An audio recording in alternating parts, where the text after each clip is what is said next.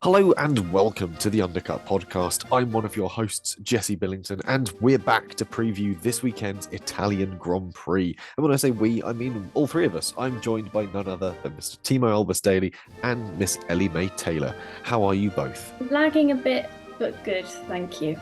A little less tired after the busy weekend. It seems to be getting worse. Oh, that's not good. Have you tried more magnesium? Actually, I haven't had magnesium these past 2 days, so... So that might be why. Why you've gotten worse. Thiemo, how about you? Have you been trying any alkali metals to improve your health, or just muscling through as usual? Not been trying any this week. I thought, you know what, it's good to have a bit of a detox every once in a while, but I spent a bit of time just getting my head around some of the news that we've been having, because I don't think any of us had some of this on our bingo cards at any point in the year, never mind right slap bang now. No, I think if there was a team that we were expecting to make a driver change, it certainly wasn't Williams mid-season. And well, that's what's happened. Logan Sargeant has been replaced for the rest of the season by Franco Colapinto. Bit of a left field choice. I mean, when the talks originally emerged, it was going to be either Liam Lawson or maybe Mick Schumacher. And then sort of I caught wind of it happening. I wrote it down in a section we've got coming up later, which is Gossip Corner. I sort of jotted it down in there. It seemed a little bit like the Hamilton to Ferrari news. You get wind of it in the morning and go, that seems a bit weird. That's probably just some odd post-silly season story. And then 6 hours later, bam. Oh, that happened. The fuck? Yeah, it's a bit of an odd one, but the Argentine is currently sixth in Formula 2, which is lower than Sargeant was when Williams hooked him in to replace Latifi. And given that the seats at Williams are full for 2025, this suggests that Franco will be put into a test and reserve role moving forwards, but will have a good understanding of the car and the team. So it's possibly a wise long-term plan for Williams, though it might seem a little harsh in sort of the cold light of day at the moment. Other options for the mid-season swap, as we mentioned, reportedly Mick Schumacher and Liam Lawson. Lawson was apparently blocked by Red Bull, interestingly, which suggests that maybe they're just keeping him on hand to keep pressure over the four drivers they've got attached to their team, which is by the day growing more and more disorganized. I'll talk to you both off air about this because I've been doing a bit of digging and speaking to sources, and the Red Bull situation is getting a bit strange. But anyway, what next for Sargeant? If the rumors are to be believed, he's attached to the Prima IndyCar setup, which I think would be good. Head off, go do some more racing. And he's a talented enough race car driver. Unfortunately, I think the current field of F1 is just too much of a fight against him. And equally, the car really wasn't one that was going to be showcasing his talents. Not long before we went on air, we also had the news that Oliver Goethe will step up from Formula 3 to replace Franco Colapinto. MP Motorsports in F2. Goethe raced with MP and Frecker in 2021. He then raced in Euro Open Formula in 2022, taking the title there, as well as Formula Regional Asia. 23, he joined the F3 grid and moved to Trident for a second F3 campaign this year. At the moment, he's seventh in Formula 3 with a pretty consistent campaign, actually. Only 3 non-points finishes for him so far through the year, and just as many visits to the podium, one on each step. So mathematically, he could still take the title this weekend at Monza if he'd stayed in. But given the campaign run by Fornaroli, Mini, and lately Browning as well, it's a big ask and really relies on them scoring nothing at all. So while seventh on the face of it isn't wholly impressive, the season he's had speaks of a far better drive. Put it this way, he scored more than his 2 F3 teammates put together at this point, so it's not that shabby. No real clue as to who's replacing him in F3, if at all. But yeah, it's all a bit of a wild sort of 24, 48 hours for Williams, MP, Franco Colapinto, Logan Sargeant, and yeah, a bit of an interesting one. It's always going to hurt, I guess, for Logan and in a sense Williams as well. But obviously, we unfortunately knew he was going to be dropped from Williams, and that realistically he wasn't going to find another drive next year in F1. So I guess why prolong the breakup in a sense? You know, he wasn't performing as well as he wanted to, which is undoubtedly going to have a huge mental toll on him, and it was hurting Williams in terms of money due to some of the big crashes he had. And you know, they don't have a driver that can really help them to sort of develop their car going forward, so it's easier from both sides really just to cut ties now. Logan can focus on whatever he wants to focus on, and then Williams will hopefully be able to move forward with Colapinto.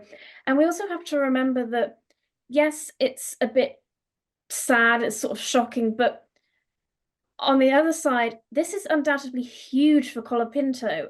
He's getting a chance to race in Formula One. It's what all these drivers dream of, yet very little get to actually do. Yeah, and he's going to be the first Argentine driver to race in F1 since Gaston Mazepin, which is weirdly the second time we've brought this up. I think he had an FP1 session. This is Colapinto, not Mazepin.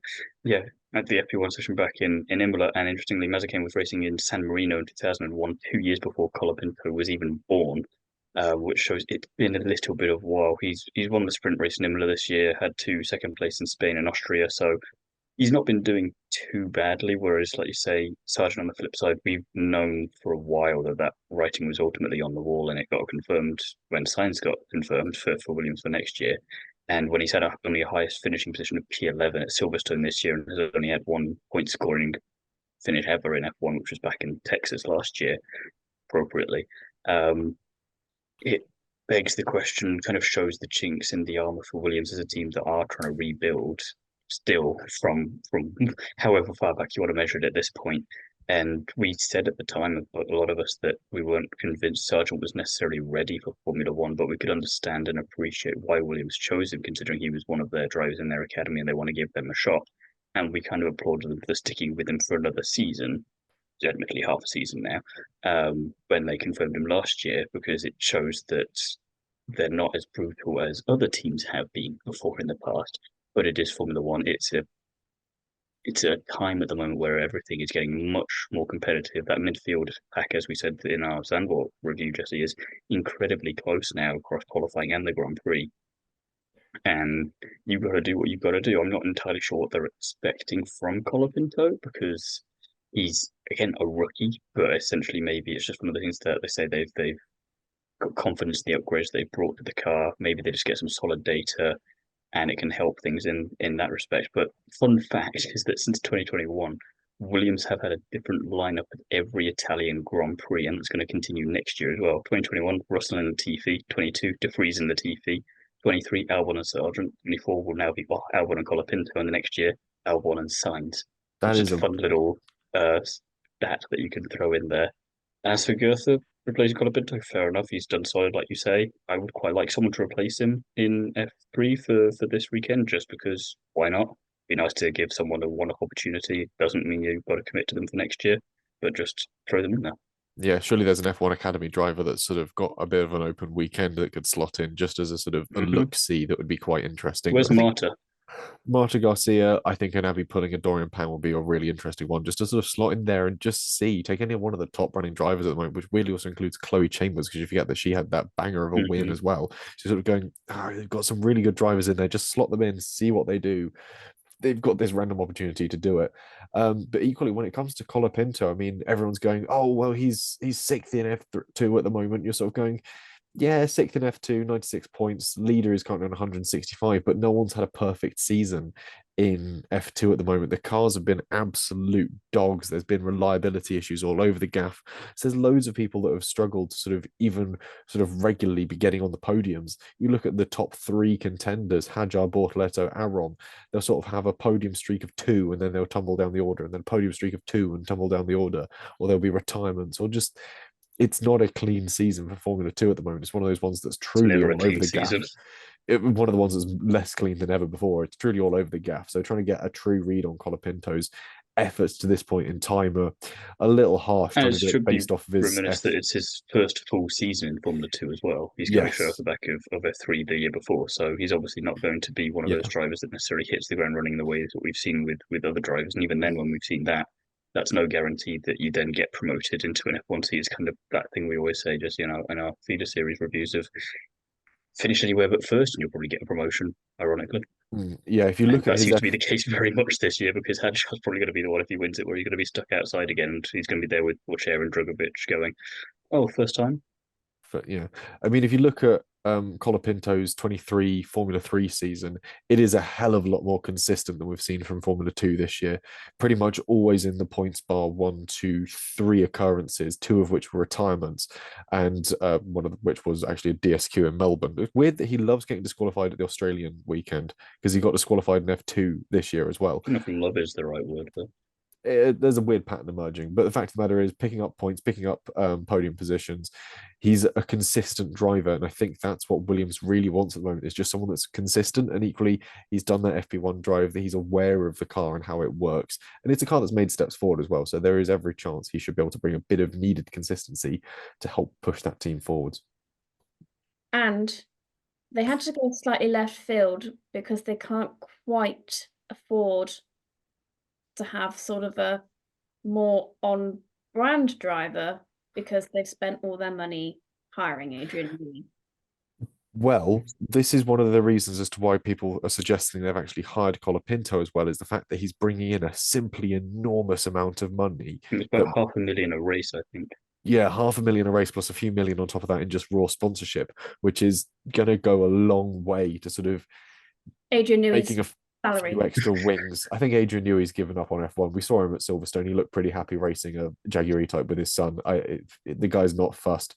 But yeah, when it comes to Williams spending that money and using it for development and for making fresh parts, so they're not sort of hamstrung by just having two chassis, this is the sort of driver they wanted with them. I don't know quite how much funding Sargent was bringing with him. I don't want to guess. I could be wrong. There's definitely sponsors tied to him, but reportedly Doralton Capital, obviously an American company that owns Williams, aren't overly happy about the loss of their American driver. One more thing before we move on. Can you imagine if you're Felipe Drugovich right now thinking, I am surely going to be the next driver from South America in Formula One? And then, no, again, no offense, Franco, but Franco Colapinto comes out of nowhere and goes, I'll have that. And also, I'll be a driver for Argentina who's not had a driver in, over 20 years. And, with kind of Fangio's country. And you go, you bastard. Yeah, he's coming with some fantastic heritage, and it's going to be an interesting lineup. I can't wait to see what he does, and we'll get to that in the predictions, I think, in a bit. But of course, the other news going into Italy is, of course, Kimi Antonelli getting a drive in FP1. He's had reportedly a few private tests with the former Mercedes chassis, the older stuff. This is going to be the first time he jumps into the, what are we on, W15, isn't it, at the moment? And this is going to be sort of his debut in Formula One, FP1, at his home Grand Prix. He jumped from Freca into Formula 2 at the start of this year. Currently sits P7 in the Drivers' Championship. Again, it's been a tumultuous season, and also Prema has been a long way off their usual boil in Formula 2. So getting a read on his season so far, a bit ropey. The real question is, will they announce him as George's teammate in 2025 too? Who knows? Well, inside F2 Fraser thinks they're going to announce him on Friday. I think they'll wait to see how he does in FP1 and then do it. But either way, it makes sense to get an Italian to debut at Monza. So that seems a bit of a no-brainer to me. Yeah, I was going to assume that they'll use this session to sort of test what he's made of in an F1 car, so that then they can make their decision on who's going to get the seat next year. But is that using a bit too much common sense with F1 at the minute? Quite possibly, although we'll jump quickly to Gossip Corner because it does slot into this point quite nicely, which is the sort of the theory that started to circulate around the paddock, that is Mercedes are willing to take the gamble on Andrea Kimi Antonelli alongside George, with the reported proviso that if he isn't performing, he will be swapped with Carlos Sainz at Williams. In the same way that sort of Red Bull swap stuff between Red Bull and RB, Mercedes are going to just do that with Williams. They're going to go, Sainz, come here. It just makes me think it's an unnecessary risk and puts Williams in that awkward position of having another rookie, even if it is Antonelli. And if he manages to live up to the expectations that he's had on him for the rest of the F2 season, I just think Mercedes are a team that they need to be consistently fighting for wins and for championships, and they're slowly getting back to that. We've seen that already this season. But if they want to keep that consistent and keep building that momentum, is a rookie, doesn't matter who the rookie is, the best bet. It'd be nice to kind of have some humble pie this time next year and say, yeah, good call, actually. But it's just such an unknown quantity. And as much as I agree with you, Ellie-May, I think that FP1 session will be a good way to try and figure out one way or another. You saying about, is it too logical? Depends on if he does badly and they say, you know what, let's stick him in anyway. Then I think you'll have your answer to your question. I think they're very, I don't know how we use the word desperate, but I can't quite think of the word to use at the minute. But they very much want their own Max Verstappen story, I think. They want to bring in sort of young talent where everyone thinks, a bit early now. And then he just goes and sort of... Was it you and I talking about this, Jesse, or was I may have had this conversation with someone else, but it's just such an immense amount of pressure. I think I had a conversation with Jacob Pinocchio actually about this on our pub chat episode about Antonelli. So much pressure on such a young, essentially still child. He's only just become a legal adult, but still very much in the teens area. If we go on purely that, where if it goes great, you hope he's got enough support and everything around him to be able to cope with that because that comes with its own fun. And if he doesn't, you've broken a child, basically. And you just go, Yoss is going to be very proud of you, but everyone else is going to be very annoyed with you. Yeah, it's a lot to put onto someone that junior and to fast track them so quickly from Frecker, which is What a is the expectation? very You know, what does humble he have to do series. Yeah, next year in that car to satisfy over? It's kind of the argument Horner was using on Sky the other day when Natalie was asking why he kept Black. Well, who would you get to replace him? Because we need someone who at least does the exact same in the car to show that it's not a mistake. And again, an awful lot of pressure on such a young kid. yeah, it's a big ask, and I think the proof will be in the pudding. We'll know by mid-season next year as to whether or not, if Anthony has been signed, whether or not To be he's any fair, if he good. makes it past turn 4 at Australia, which admittedly is not turn 4 at Bahrain, but you get that. Oh, no, sorry. If he makes it past turn 2, he's already done better than a certain former Haas driver, so at least we know we're over that particular hurdle. I Yeah, really hope I've not jinxed him there. there are some easy hurdles for him to overcome, and I think Mercedes are a smart enough team and a forward-thinking enough team to also have the right bits of support in place to sort of Hmm. keep him put together, keep him calm, and keep him moving correctly. If there is a struggle at the start of next year, I Part of think they are Hamilton's exit clause that they get to use Roscoe as a therapy dog in case they need him. yeah, essentially, or probably something a little more practical to that effect. But the argument remains, George. yeah, just pat George's fluffy hair. Anyway, more interesting news specifically relating to the Italian Grand Prix is the resurfaced turn one and the fact that it potentially poses a different line. Satellite imagery and fresh imagery from the track suggests that the relayed asphalt of turn one poses a different arc through Prima Variante. The initial turn in is slightly tighter, and then the cutback to the left is also tighter still, really sort of making this far tighter of a chicane, more of a sort of Z shape than simply sort of two 90-degree turns. And yeah, the meat of each turn is a bit wider, so it offers a bit more of a chance for a fight back throughout the sequence. So it's made it a bit more of a challenging corner, a bit sharper on the brakes. This could be interesting, considering the clashes and dives we've had into turn one over the years. This might have heated things up. Although, again, I'm waiting to see some sort of better, clearer footage. But if they have done that, this is very interesting.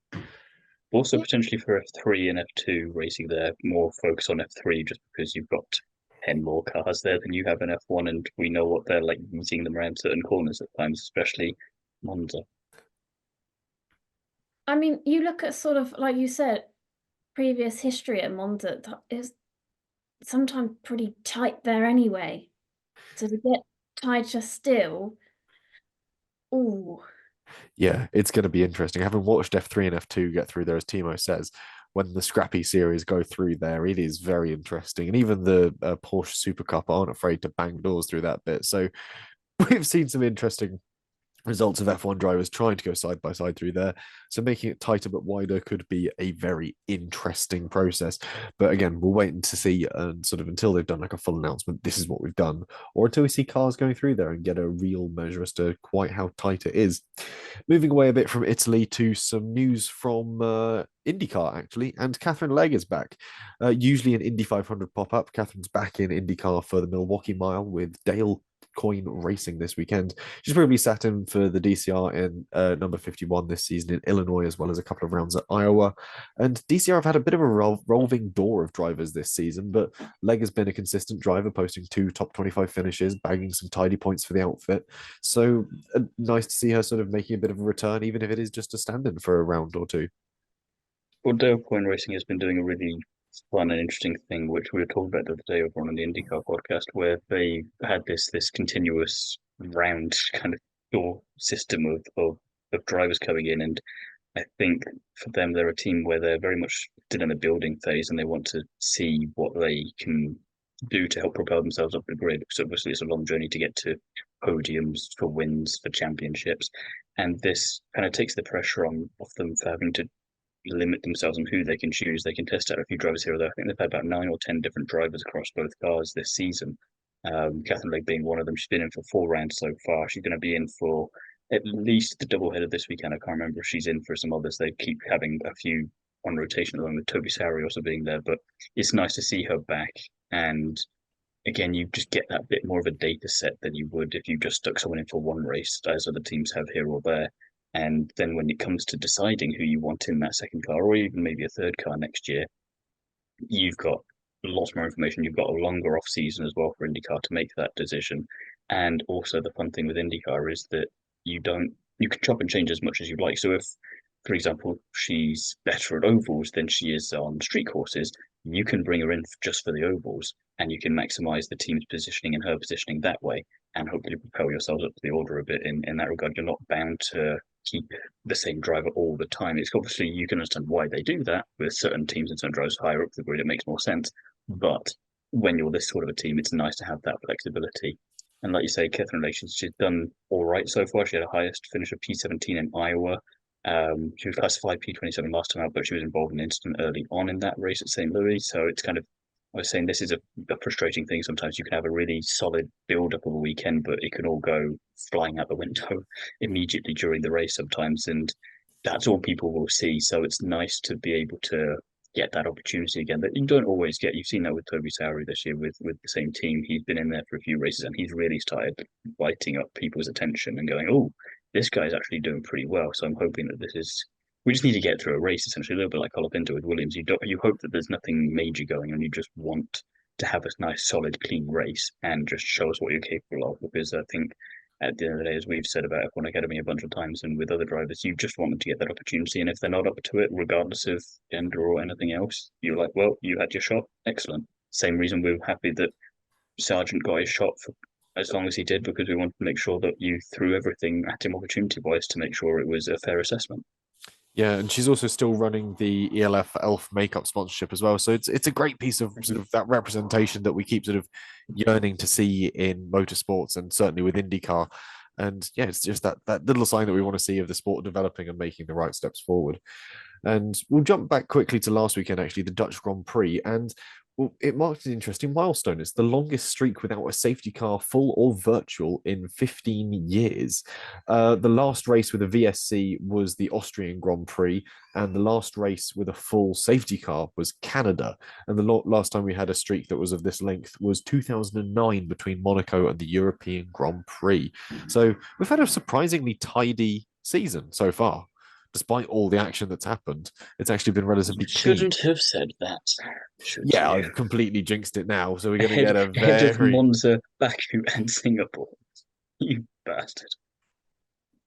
I have some predictions.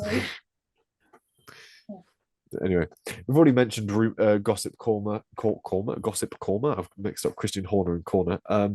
Gossip Corner. So we'll jump onto our quirky fact, which is actually the fact that Norris is the first McLaren driver since Magnussen to be second in the standings, provided you look at the standings just after the 2014 Australian Grand Prix, which is an interesting way of going about things. But yeah, this is the highest a McLaren driver has been for some time in the standings, which is weird. You'd have thought that at least at some the links point, we've got to go to for interesting facts this season. Yeah, it's sort of mixed trying to find those interesting facts, but hey, we're there. But it does neatly bring us to something that is very interesting and our predictions. Ellie-May, we'll start with your pole position prediction, please. Lando Norris. Lovely. Last week for you, to be fair. Yeah. It did, yeah, it worked for me last week, and I think McLaren are going to do well around here. I'm curious, without spoiling what we're going to find out in about 5 minutes' time anyway. Did you read my predictions first and then decide to do the opposite, looking at one in particular? Ooh, yeah. Looking at Thiemo's wild prediction, it looks like Ellie-May has basically held that up to the mirror and gone, I'll have the other part of that, please. Thiemo, then it makes sense. We'll go to your pole position prediction. Well, I've decided to keep things appropriately Ferrari and Italian-themed for as much of my prediction. Okay, some of my predictions I couldn't stretch it too far. I got a bit silly, and also Carlos Sainz flashback to fastest lap couldn't do it. But I've gone for Charles Leclerc for pole position. It would just be nice, wouldn't it? I've gone the other side of the Scuderia garage. However, they're running special race overalls. I don't know if they're running a special livery. They're celebrating the importance of carbon fiber. So they've got these beautiful sort of black checkered-ish sort of To be race fair, overalls. in our group chat, Ellie-May never shuts up about the importance of carbon fiber. So I'm glad that Ferrari are finally doing something to honor that and satisfy that itch she's clearly been needing to scratch for a while.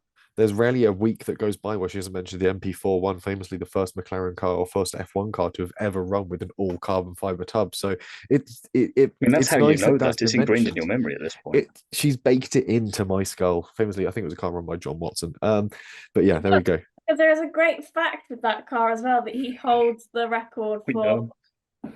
starting like 23rd, 24th on the grid and ended up winning, which is the furthest back anyone has ever won a race. And Niki Lauda finished qualified one position behind him and then finished second as well. And we see it going around actually racing. Historic events. Yes, we do. Yeah. Should we talk about that for hours? Anyway, we'll move on from pole position to the podium. Ellie-May, without mention of the McLaren MP41, but obviously with mention of McLaren, your podium positions, please. What's wrong with carbon fiber? Do you not like the history of carbon fiber? I think what it is we like carbon fiber, but you learn with carbon fiber. I think what it is I have other things I want to get on with this evening, like editing this podcast, which I'd rather hope won't be 3 hours long and include a lecture on the history and mechanical properties. You really don't of help carbon yourself fiber. here, do you? You know exactly what she's going to do now. I will just simply have to edit her out. I will just find the section just sort of cut. There's the podcast for tomorrow night. We can look forward. Yeah, tomorrow night's podcast, Ellie-May's History of Carbon Fiber. Tune back in for that. Like, comment, subscribe, turn on notifications so you don't miss this landmark scientific I would love display. if we did this. The smug look on her face when that then becomes our most popular episode. Oh God, she'll be insufferable. What's Ellie-May, your podium position predictions, please? It's Lando Norris for the win, Oscar Piastri in second, and Max Verstappen in third. So you think the championship fight back starts here now? Is this what it is? Norris is going to be steaming through with the points. They're going to have Oscar Piastri as the sort of the buffer between him and Verstappen, just forcing that points rift each weekend, helping the overtake come. Yeah, I think so, but now I can't stop thinking about carbon fiber and sort of even just what came before it. So, Thiemo, what's your podium position predictions? I thought it'd be nice if Carlos Sainz won the Italian Grand Prix in his last Italian Grand Prix with Ferrari. That just works quite nicely. And then following with that theme, Charles finishes in second, and then we have the third Ferrari driver in third, appropriately, with Mr. Lewis Hamilton. I shared your sentiments of first and second, actually. I really want to see that happen. I think it'd be a nice sort of start to the culmination of Sainz's Ferrari career. I think Charles could do with being up there. It's one of those things when we get to Abu Dhabi, we sometimes forget about it, even though we know that it's either someone's last race with the team or someone's last race, period. And none more so than in 21. You kind of forgot about all these massive changes coming from 22 because of what was going on. So I don't want us to forget this time. So it's like, at least we know that we did something in Monza. So remember it if we forget about it later. We made effort to remember it. So you've gone for Hamilton in P3, which is, of course, the next Ferrari driver. I went for Fernando Alonso, a former Ferrari driver, and a sort of driver that's actually quite sort of well respected in Italy. I think it'd be nice to see him on the podium as well. A bit of a turnaround for Aston Martin. I reckon they're just sort of going to go hell to the wind and just sort of take off anything that causes drag on that car and just sort of go, Fernando, do your best. It might be a bit of a pig to get through the turns, but down the straights at Monza, he might have a chance. I think we could see something interesting from Aston Martin. I hope we see something interesting from Aston Martin at this point in the season. I would really like your podium to happen, but at the same time, I don't, because I don't want you to get the points. Which one of us are you talking to? Either of us. Me. See, I'm not a threat, so it's all good. No, I can just get not points. a threat. Great. I'm deemed a threat as well. Anyway, fastest lap prediction. Ellie-May, yours. I've gone for Yuki Tsunoda because when I filled out my predictions, you two had already done yours, and you've both gone fairly left field. So I thought, well, I'll go left field as well and go with Yuki Tsunoda. That's pretty fair. I think it'd be interesting to see what RB do. Again, Monza's one of those circuits where you run a really slim wing, you run something quite flat at the front, you see what you get from your car. Maybe AlphaTauri with a slightly underdeveloped car are able to get something quick out of it. I don't know. You know what happens here, though, considering the three drivers we've chosen, it'll be their teammates doing it now. Well, it won't be their teammates because all three of them can't do it, but it'll be one of their teammates will do it. Almost certainly one of the teammates of the three drivers we've picked will Or be they'll all DNF. Yeah. Thiemo, your fastest lap driver is Alex Albon. I want to keep that momentum building from Zandvoort. We were scuppered with it because of that decimals of a millimeter on the floor, which frustrates me. Nowhere near as much as I'm sure it frustrates them, but I would just really like it to have that at least one lap pace because it shows them in qualifying and race you can do this. They've made that step up, and what a way to kind of, I don't know, I just like them to get a point that way. It would be really nice. And plus, we've seen Williams do well in Monza before. You look at De Vries in 22. Yeah, it finally showed they've got a car that's able to do a little bit of everything, which is what you start to need a car to do in that midfield. You need one that's relatively good at qualifying, that can turn a decent lap in a race, but can also, when needed, punch in that fastest lap. And I think that'd be an interesting turn of events and one that I'd certainly welcome, but not as much as I'd welcome a fastest lap from Nico Hülkenberg, because I think that would be very interesting indeed. And again, the Haas car loves straight lines. It loves a nice constant radius turn. It might be all right here, and especially if for whatever reason Hulkenberg has sort of done an extra pit stop, is coming back through, and he's behind Magnussen. He is getting a lap-long tow from Kevin Magnussen to get a fastest lap because of some weird Haas strategy that's going to go, look, we pit now, you'll come out behind Magnussen, he will let you pass after a very quick lap, and you can chase down like the next two drivers and get P8 or something. It'll be phenomenal. If you get the fastest lap, I'm pretty sure I know the answer to this, but if you get it and then you DNF and no one betters it, do you still get the point if you completed a certain percentage of the race? Or does it go to the next driver? No, because it has to be within the top 10 drivers, doesn't it? You have to be in a point scoring position to get it anyway. What if only 10 cars or less finish? Okay, so if, say, we had one of those weird scenarios where sort of 12 cars are retired. Hulkenberg's running in the top 10, like in P8, like you say. Yeah. Everyone else is vermooshed for various reasons, Stroll. And then he also just happens to go off on his own accord or whatever, but he still has fast lap and no one else betters it, but it's like 2 laps from the end. If he's getting awarded points and he's in the top 10, then yeah, I think he'll get the fastest lap. He'll get the fastest lap without taking the checkered flag, which I think is an interesting concept and would be an interesting one to see.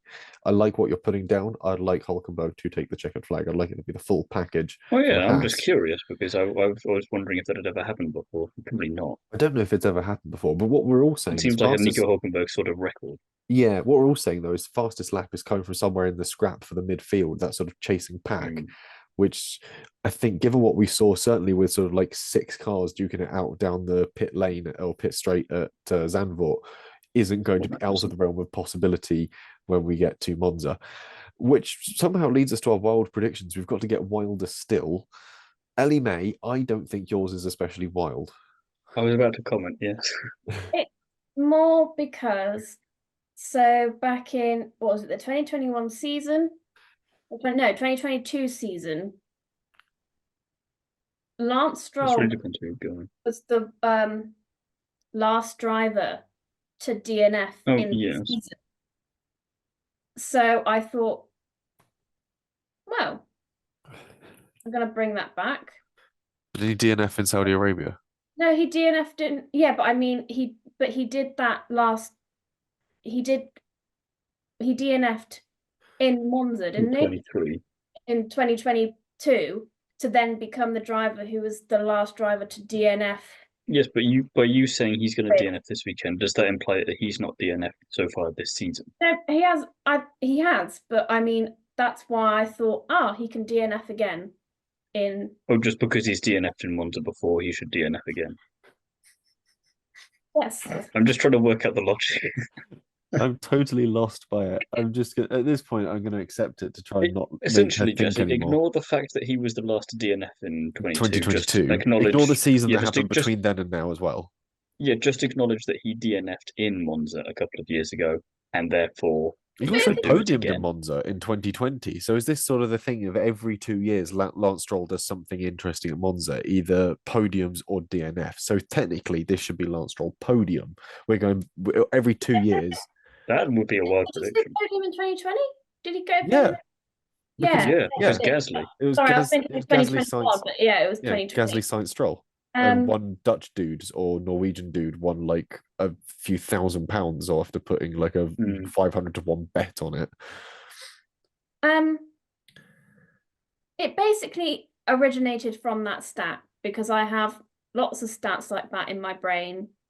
And Along with carbon probably fiber. now, the more we're getting through this episode, the more people are probably realizing this is why she's single.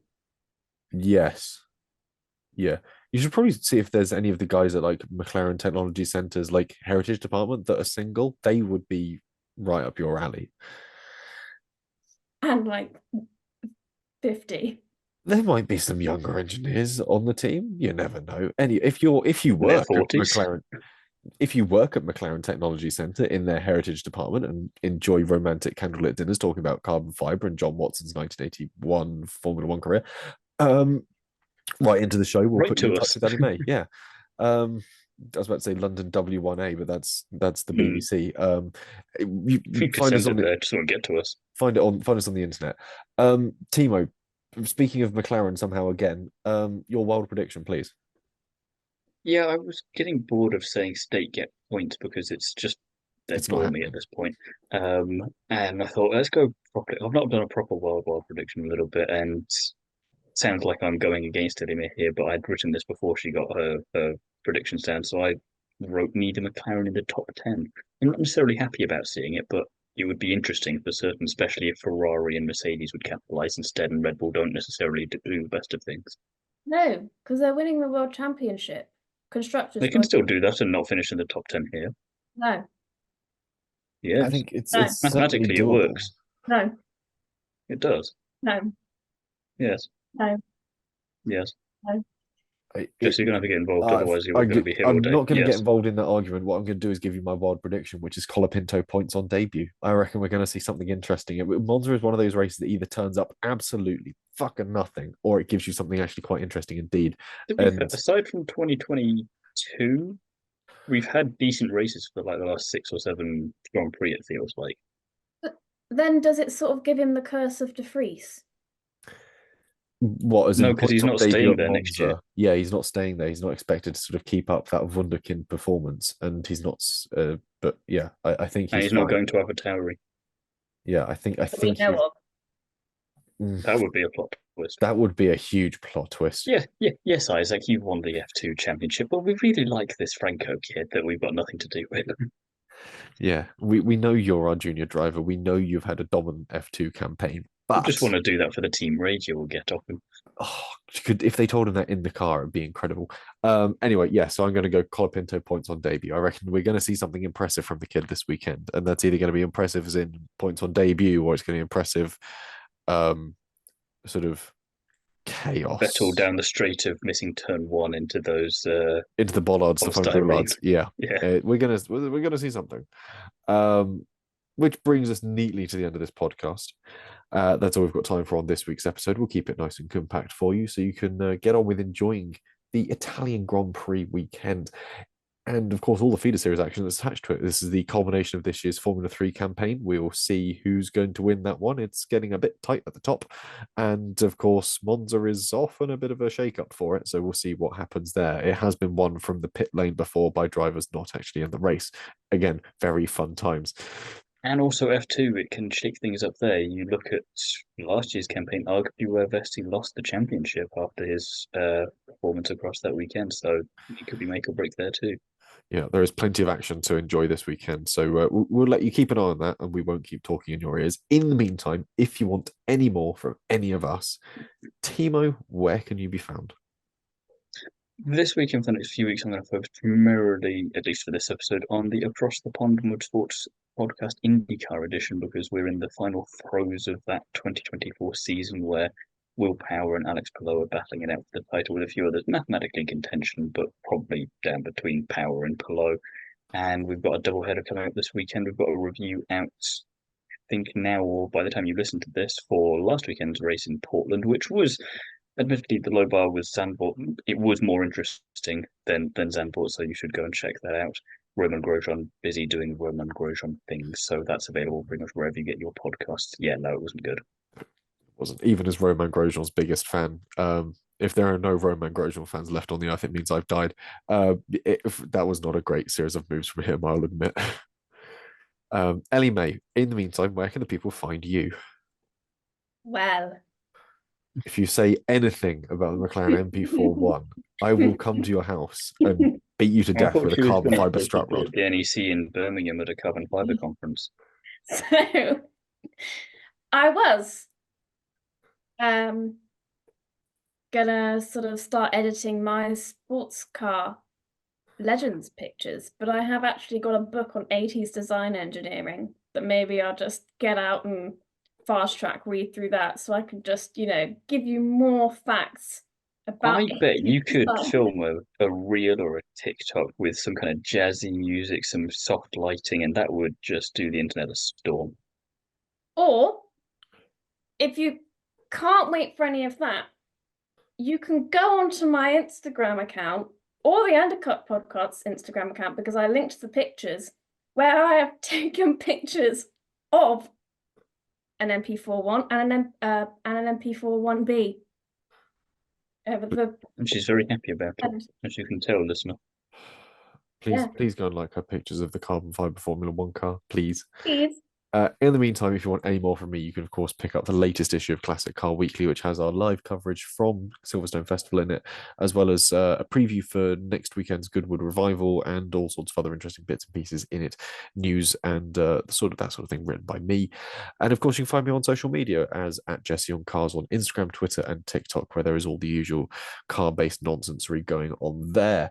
We don't have any listeners in Italy by my count. I tried to check on the sort of audio feed going out. Do we have anyone listening in Italy? No. So please tell your Italian friends, like, comment, subscribe, share, get it out there.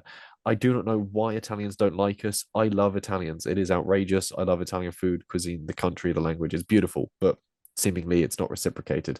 We do, however, have listeners in Provincetown, Cape Cod, Massachusetts. Anthony Bourdain worked at a restaurant there while starting out, and it's a bit of a weird touchstone for all manner of interesting literary figures. It's relevant to us, however, because someone there listens to us. So thank you for that. And conveniently, it also has a brewery, Provincetown Brewing I Company. feel like that's how you just choose where to fall out to. You find the obscure place and go, does it have a brewery? No, I'll go to the next one until it has, and hopefully someone will eventually send me beer. I do just I'm go not to against the strategy. No. I'm just calling you out for it. Yeah, I'm not denying your call out. It is largely accurate. I do just sort of go to the random dots on the map where we have listeners and just sort of zoom in, find the town, and then Google town name brewery and see what pops up. If it's got one, perfect. It's going in. Provincetown Brewing Company. A case of the Golden Hook Ale or the Bearded Mistress would be warmly received. Thank you very much. And of course, we enjoy having you as listeners as well. That is also appreciated. Is that your drag name? The Bearded Mistress. No, not drag. That's something else you're thinking of. But anyway, thank you all very much for listening. We'll see you again soon after the Italian Grand Prix and, of course, Formula 2 and Formula 3 across the weekend, plus IndyCar, plus there'll probably be a Porsche Super Cup if you go and watch that. And NASCAR. And NASCAR. It's a busy weekend for motorsports, but it should be a very good one indeed. And we'll be back with a review of the Italian Grand Prix in a few short days.